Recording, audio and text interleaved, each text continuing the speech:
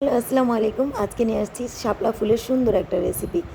তো দেখেন এটা আমি এটার আগে কেটে নেব শাপলা ফুলের এই গিটিটা কেটে নিয়ে তারপরে এটা ফেলে দেব। তারপরে এখানে দেখেন শাপলা ফুলটা আমি কিভাবে এভাবে সুন্দর করে কেটে ছোট ছোট করে আপনার এটা এতটা নরম থাকে যে এটা বটি কিংবা অন্য কিছু লাগবে না, হাত দিয়েই আপনি এটা সুন্দরভাবে ছিলে আমি সবগুলো একবারে ছিলে নিয়েছি এভাবে তিনটা।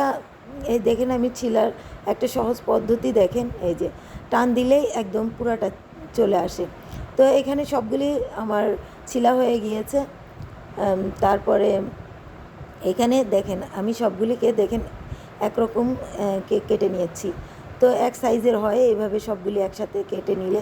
তো আমি এগুলো সবগুলো হয়ে গিয়েছে। তো আমি এটাকে ধুয়ে নেব, ভালোভাবে ধুয়ে নিয়েছি। ধুয়ে নিয়ে আমি লবণ এবং হলুদ দিয়ে একটু করে তারপরে তারপরে এটাকে সেদ্ধ করে নিয়েছি। এই যে দেখেন আমার সেদ্ধ হয়ে গিয়েছে। এটাকে হালকা ঠান্ডা করে নেব। ঠান্ডা না করলে এটা পানি চিপা যাবে না, তো এটা পানি একদম ফেলে দিতে হবে। আমি এটা ঠান্ডা করে নিয়ে পানিটা চিপে ফেলছি। তারপরে এখানে আমি নিয়েছি 3টা শুকনো মরিচ। শুকনো মরিচটা এটা ভালো একটা ফ্লেভার দেয়, এই জন্য শুকনো মরিচ নিয়েছি। এটা তুলে এটাকে ক্রাশ করে নেব। তারপরে এখানে দিব আমি পেঁয়াজ।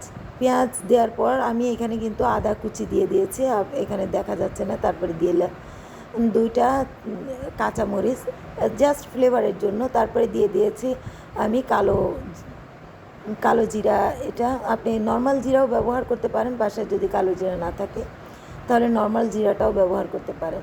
তো এই যে তারপরে দিয়েছি হলুদ। আপনি অন্য অন্য মশলাও দিতে পারেন, কিন্তু এটা বেশি মশলা ইউজ করলে কিন্তু এটা ভালো লাগে না। তো আমি এটা শুধু হলুদ দিয়েছি। হলুদ দিয়ে আপনি যদি চান জিরা গুঁড়া ধনে গুঁড়া ইউজ করতে পারেন। তারপরে দিয়ে দিলাম এই চিলি ফ্লেক্সটা, যেটা ভেজে রেখেছিলাম ওটা।